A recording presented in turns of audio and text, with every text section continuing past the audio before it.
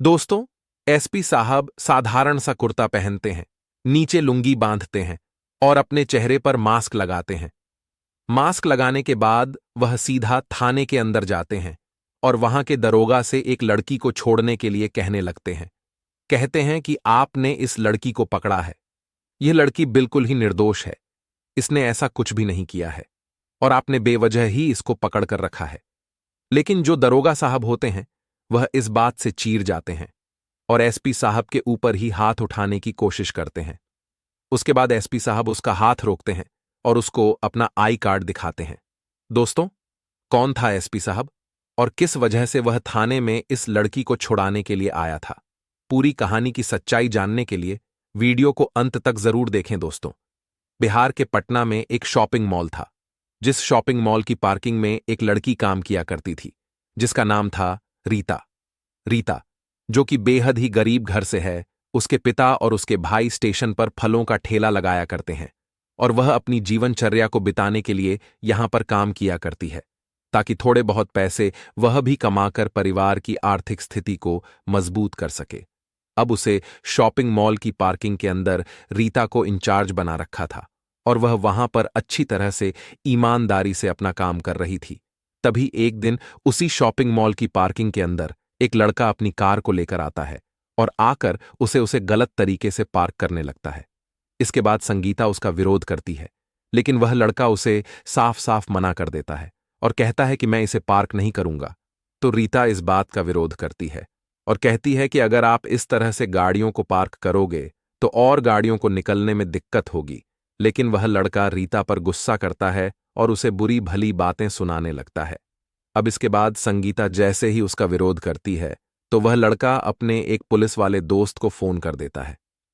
दोस्तों, वह लड़का और कोई नहीं, वहां के पूर्व नेता का बेटा था और वह अपने सामने रीता को कुछ भी नहीं समझ रहा था। इसके बाद उसने अपने जानने वाले दरोगा के पास फोन किया था और फोन करने के बाद उसे बताता है कि यहां पार्किंग में एक लड़की है और वह मेरी कार को यहां पर पार्क करने से मना कर रही है। अब इस बात को जैसे ही वह दरोगा सुनता है, वह दरोगा इस लड़के का अच्छा दोस्त था। तो उसके बाद वह कहता है कि कौन सा मॉल बताया, तो वह उस मॉल का नाम बताता है। तो वह कहता है कि इसी मॉल में तो मैं शॉप कर रहा हूं, तुम बस 2 मिनट दो और मैं अभी आ रहा हूं। ऐसा कहकर फोन कट जाता है और फोन काटने के बाद जो दरोगा होता है, वह थाने के अंदर फोन करता है और थाने से कुछ पुलिस वाले एक गाड़ी लेकर वहां पर पहुंच जाते हैं। इतनी ही देर में दरोगा भी वहां पर पहुंच गया था और वहां पहुंचने के बाद उस लड़की को धमकाने लगता है। कहता है कि तुमने किससे पंगा लिया है, तुम्हें शायद पता नहीं है। लेकिन वह लड़की अपने कर्तव्य को निभाते हुए उनसे कहने लगती है कि जो मैं काम कर रही हूं, वह मुझे सही तरह से करना चाहिए और इसके लिए तुम मुझे कुछ भी नहीं सिखा सकते। अब यह बात दरोगा उस नेता के बेटे को बुरी लग जाती है और इसके बाद जो दरोगा होता है उस लड़की को अरेस्ट कर लेता है और अरेस्ट करने के बाद थाने ले जाता है। दरोगा जी और मंत्री के बेटे ने मिलकर कार का पीछे वाला शीशा तोड़ दिया था और आरोप लगाया था कि इस लड़की ने इस कार के अंदर से गहने चोरी किए हैं और इसी वजह से इसको पकड़ लिया गया है। उसके बाद दरोगा उस लड़की को ले जाकर लॉकअप में बंद कर देता है। अब यह बात जैसे ही संगीता के पिता सुरेश और उसके भाई रोशन को पता चलती है, तो वह भागे दौड़े सीधा थाने पर आते हैं और वहां जाकर अपनी बहन से बात करने लगते हैं। वह उससे पूछते हैं कि बहन, यह क्या हो गया और किस तरह से हुआ है। तो उसके बाद पुलिस वाले उसे बताते हैं कि तुम्हारी बहन ने एक मंत्री के बेटे की कार से गहने चोरी करने की कोशिश की है और इसी वजह से हम लोगों को इसे पकड़ना पड़ा। अब इसके बाद वह लोग कहने लगते हैं कि साहब, हमारी बहन चोर नहीं है, वह तो अपने काम को बड़ी ईमानदारी और निष्ठा से किया करती है। आप लोगों से जरूर कोई गलती हो गई है। अब इसके बाद जो दरोगा साहब होते हैं, वह उसको धमकाने लगते हैं और धमकाते हुए थाने से बाहर भगा देते हैं।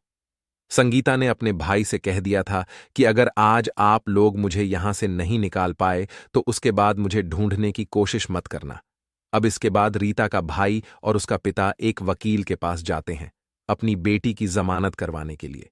लेकिन दोस्तों, जैसे ही वकील केस को सुनता है और उसे पता चलता है कि नेता का बेटा है, तो उसके बाद वह भी केस लेने से मना कर देता है और कहता है कि मैं तुम्हारी वजह से इससे पंगा नहीं लूंगा। ऐसा कहकर उसने मना कर दिया था।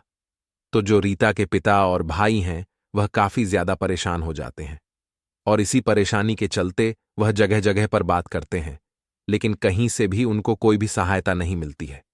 इसके बाद जो रीता का भाई होता है रशन, उसने कुछ दिनों पहले सोशल मीडिया पर एक वीडियो देखा था, जिस वीडियो के अंदर जो पटना के सिटी एसपी थे उन्होंने अपना नंबर दे रखा था और जनता से कहा था कि अगर आप लोगों को कभी भी जरूरत हो तो आप एनी टाइम मुझे कॉल कर सकते हो।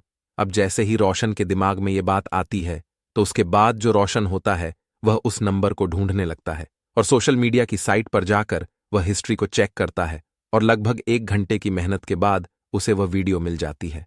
अब जैसे ही उसे वीडियो मिलती है तो उस वीडियो में दिए गए नंबर पर फोन करने लगता है और अपने पिता को बताता है कि पिताजी, यह एसपी साहब का नंबर है और इन्होंने वीडियो में साफ साफ कहा है कि आप लोगों को अगर कोई भी दिक्कत हो तो आप मुझे कभी भी कॉल कर सकते हो। इसके बाद उसका पिता कहता है कि बेटा, यह एसपी साहब क्या करेंगे? जब इतना बड़ा वकील ही हमारा साथ नहीं दे रहा तो यह भी मना ही कर देंगे। लेकिन जो रोशन होता है वह एसपी साहब पर फोन करना उचित समझता है। उसके बाद एसपी साहब के पास फोन मिलाता है और फोन मिलाने के बाद जैसे ही फोन उठाया जाता है तो वह पूछता है कि क्या यह सिटी एसपी का नंबर है? तो दूसरी तरफ से जो व्यक्ति होता है वह कहता है कि हां, आपने सही नंबर मिलाया है, मैं सिटी एसपी ही बात कर रहा हूं। अब इस बात को सुनते ही जो रोशन होता है वह फोन पर ही फूट फूट कर रोने लगता है। इसके बाद जो एसपी साहब होते हैं उसको धैर्य बंधा हुए कहते हैं कि अरे भाई, अगर तुम इस तरह से रोगे तो मैं समझ नहीं पाऊंगा कि तुम्हारा क्या मामला है और किस वजह से तुमने मेरे पास फोन किया है। उसके थोड़ी देर बाद रोशन शांत होता है और शांत होने के बाद अपने बात सिटी एसपी को बताने लगता है। वह कहता है कि साहब, यहां के दरोगा ने हमारी बहन को पकड़ लिया है। वह मॉल की पार्किंग में काम किया करती थी और वहां पर यह व्यक्ति शराब पीकर आया और गलत तरीके से अपनी गाड़ी को पार कर रहा था और इसी बात को लेकर कहासुनी हो गई और उसने मेरी बहन को पुलिस से पकड़वा दिया। उसके बाद जो एसपी साहब हैं उस लड़के का नाम पूछते हैं जिसके साथ उसकी बहन की बहस हुई थी, तो वह बताता है कि वह मंत्री का बेटा है और दरोगा साहब उसके दोस्त हैं। अब इस बात को सुनने के बाद एसपी साहब उससे कहते हैं कि तुम बिल्कुल भी चिंता मत करो, तुम फिलहाल कहां पर हो? तो वह बताते हैं कि हम थाने के बाहर हैं। तो वह कहता है कि तुम ऐसा करो, थाने के बाहर ही बैठो, मैं थोड़ी देर में आ रहा हूं।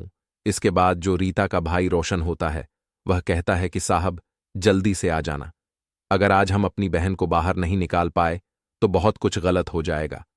इसके बाद एसपी साहब उनसे कहता है कि कोई बात नहीं, अभी रात के 8 बजे हैं और 8:30 तक मैं तुम्हारे पास पहुंच जाऊंगा। इसके बाद जो एसपी साहब होते हैं उस थाने के इंचार्ज को फोन करते हैं और उसे अपने पास मिलने के लिए बुलाते हैं।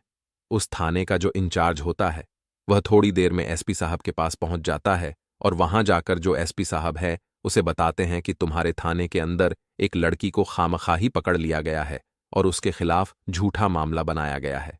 अब जो इंचार्ज होता है वह कहता है कि ठीक है साहब, अगर ऐसी बात है तो मैं आपके साथ हूं और हम दोनों एक साथ चलते हैं और चलने के बाद देखते हैं कि क्या मामला है। उसके बाद एसपी साहब इंचार्ज से कहते हैं कि ऐसे नहीं होगा, मैं साधारण से कपड़ों में एक आम नागरिक बनकर जाऊंगा और देखूंगा कि क्या मामला है, किस तरह से वह आम आदमी के साथ बिहेव किया करता है। वहां का दरोगा, अब जो थाने का इंचार्ज है, वह भी उसके साथ होता है और कुछ एसपी के साथ जो टीम थी वह भी उसके साथ होती है। एसपी साहब एक साधारण सा कुर्ता पहनते हैं, नीचे एक लुंगी बांधते हैं और अपनी टीम को लेकर उस थाने की तरफ चल देते हैं। अब थाने से लगभग 100 मीटर दूर एक चौराहा था, तो उस चौराहे पर जाकर एसपी साहब अपनी टीम को वहीं पर रोक देते हैं और कहते हैं कि अगर मुझे जरूरत पड़ेगी तो मैं तुम लोगों के पास एक मिस कॉल मारूंगा और मिस कॉल मारते आप फौरन से थाने के अंदर आ जाना। ऐसा कहकर एसपी साहब साधारण से कपड़ों को पहनकर, चेहरे पर मास्क लगाकर सीधा थाने की तरफ चल देता है। अब जैसे ही वह थाने के बाहर पहुंचता है तो उसे उस लड़की के भैया और पिता भी मिल जाते हैं और वहां पर जाने के बाद वह उस लड़की का नाम पूछता है और उससे पूछता है कि क्या क्या हुआ था, मुझे पूरी तरह से डिटेल में बताओ। इसके बाद रीता पिता और भाई बता देते हैं कि हमारी बेटी का नाम रीता है और उसको खामखा ही पकड़ लिया गया उसने कोई चोरी नहीं की है और साहब वह चोरी भी नहीं कर सकती। इस बात को कहते हुए दोनों की आंखों में आंसू आ गए थे और वह एसपी साहब के सामने फूट फूट कर रोने लगते हैं। अब एसपी साहब उनका धैर्य बनाते हैं और कहते हैं कि तुम चिंता मत करो, मैं आ गया हूं, अब सब कुछ ठीक हो जाएगा।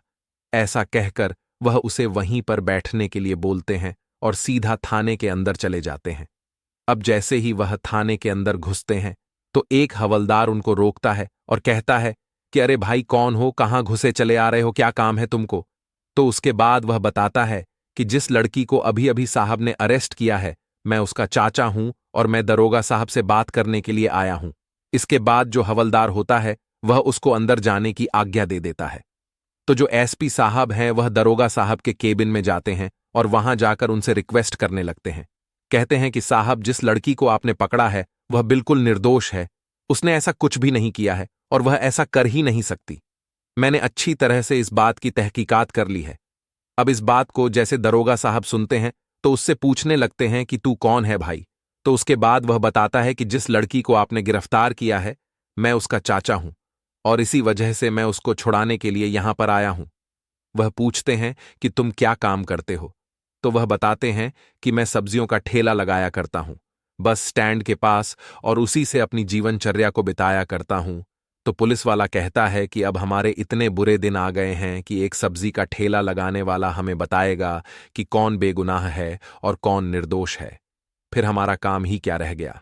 उसके बाद जो एसपी साहब थे, जो फिलहाल साधारण व्यक्ति के भेष में थे, उनसे कहने लगते हैं कि साहब, ऐसा कुछ नहीं है। अगर इस लड़की ने कुछ गुनाह भी किया है तो भी आपने इसके साथ अच्छा नहीं किया है। अगर किसी लड़की पर कोई मामला बनता है तो उसको रात के समय हवालात में नहीं रख सकते। रात के समय आप केवल उससे पूछताछ कर सकते हो, उसकी तलाशी ले सकते हो, लेकिन इस तरह से हवालात के अंदर कैद नहीं कर सकते। अब इस बात को सुनने के बाद साहब को थोड़ा सा गुस्सा आता है और वह एसपी साहब से कहने लगता है कि तुझे तो काफी ज्यादा कानून आता है, लगता है तुम्हें अच्छी तरह से कानून सिखाना पड़ेगा। इसके बाद एसपी साहब कहते हैं कि इसमें कानून जानने वाली कौन सी बात है। ये तो सभी लोग जानते हैं कि एक महिला कांस्टेबल एक महिला को अरेस्ट कर सकती है और रात के समय तो महिला को लॉकअप में बिल्कुल भी नहीं रखा जाता। आप लोग इसको पकड़कर कैसे ले आए। अब इसके बाद जो दरोगा था वह कहने लगता है कि अरे भाई, इसने बहुत बड़े आदमी से पंगा लिया है और इसको हम ऐसे ही नहीं छोड़ सकते। अगर तुम यह चाहते हो कि हम इसको छोड़ दे तो यह पॉसिबल नहीं है, और अगर ज्यादा कानून झाड़ने की कोशिश करी तो मैं तुमको भी अंदर बंद कर दूंगा और तुम्हारे खिलाफ केस दर्ज कर दूंगा। उसके बाद एसपी साहब कहते हैं कि ऐसा कैसे आप केस दर्ज कर दोगे, मैंने जब कोई गुनाह किया ही नहीं है तो आप मुझे अंदर कैसे कर सकते हो। तो जो दरोगा होता है वह कहता है कि गुनाह तो मैं अपने आप करवा देता हूं और उसके बाद सबूत और गवाह भी तैयार कर देता हूं। अगर तुमने ज्यादा जबान चलाई तो तुम्हें भी अंदर बंद कर दूंगा।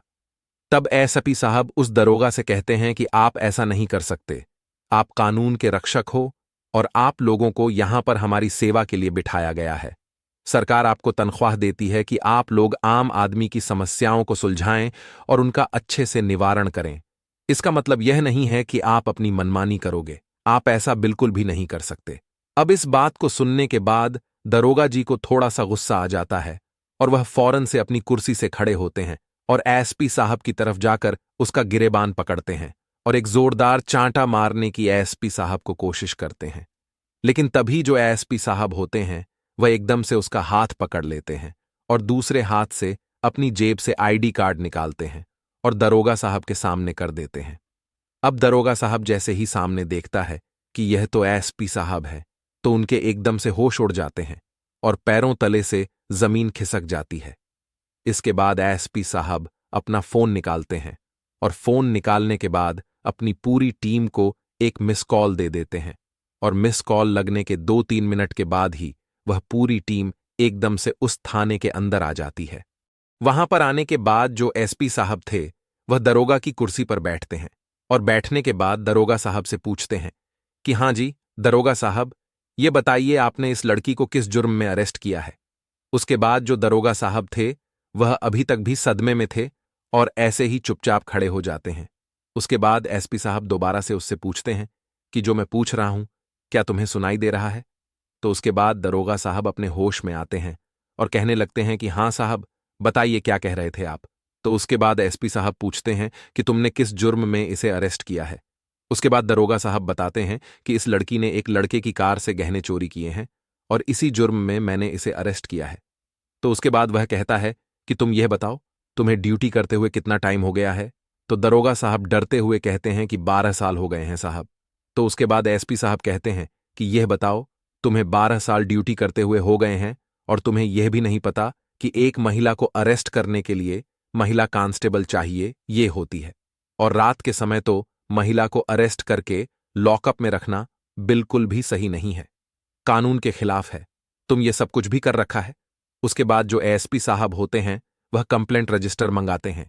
जो उस थाने का मुंशी होता है वह कंप्लेंट रजिस्टर लाता है और एसपी साहब के सामने खोलकर रख देता है। अब एसपी साहब उस कंप्लेंट रजिस्टर के अंदर कंप्लेंट ढूंढने लगते हैं और कंप्लेंट ढूंढने के बाद उन्हें उस लड़की की कोई भी कंप्लेंट वहां पर नहीं मिलती। तो वह दरोगा साहब से पूछते हैं कि यहां पर तो कोई भी लिखित में कंप्लेंट नहीं है, आपने किस बेस पर इसको अरेस्ट किया है। उसके बाद दरोगा साहब कहते हैं कि वह पूर्व मंत्री का बेटा था और उसकी गाड़ी से इसने गहने चोरी किए थे और उसने हमें फोन करके सूचना दी थी। सूचना मिलने के बाद हम लोग इसे अरेस्ट करके यहां पर ले आए। अब इसके बाद एसपी साहब उसे कानून याद दिलाते हैं और कहते हैं कि क्या तुम्हें पता नहीं है कि कोई भी मौखिक कंप्लेंट पर हम कुछ भी नहीं कर सकते, हमें लिखित में कंप्लेंट चाहिए और इस लड़की की अभी तक तुमने लिखित कंप्लेंट नहीं की है। उसके बाद एसपी साहब सबसे पहले उससे कहते हैं कि सबसे पहले इस लड़की को छोड़ो और इसको यहां से जाने दो। उसके बाद रीता लॉकर से निकलती है और निकलने के बाद एसपी साहब की तरफ देखती ही रह जाती है, क्योंकि उसे विश्वास नहीं हो रहा था कि एक साधारण सा व्यक्ति आकर इतना कुछ भी कह सकता है। अब जैसे ही उसे यह बात पता चलती है अपने भैया और पिता से कि वह एसपी साहब थे और उनको हमने ही भेजा था, तो इस बात को सुनने के बाद जो रीता होती है उसका भी न्याय व्यवस्था पर विश्वास जम जाता है। इसके बाद रीता पिता और भाई वहां से चले जाते हैं। इधर जो एसपी साहब थे वह उस दरोगा को फौरन सस्पेंड कर देते हैं और उसे लाइन हाजिर कर देते हैं। दरोगा उनसे रिक्वेस्ट करता है कि साहब मेरे साथ ऐसा मत कीजिए, लेकिन एसपी साहब उससे कहते हैं कि जो कुछ भी तुम कर रहे हो वह बिल्कुल ही कानून के खिलाफ है और इस वजह से हमारे पुलिस डिपार्टमेंट की बहुत ही ज्यादा बदनामी होती है। तुम जैसे चंद लोगों की वजह जैसे डिपार्टमेंट इतना बदनाम है कि कहीं पर अगर पुलिस के 4 जवान किसी को खड़े मिल जाएं तो उन लोगों को डर लगने लगता है कि कहीं यह हमसे कुछ मांगने ना लगे और कहीं उल्टी बात हम पर ना पड़ जाए।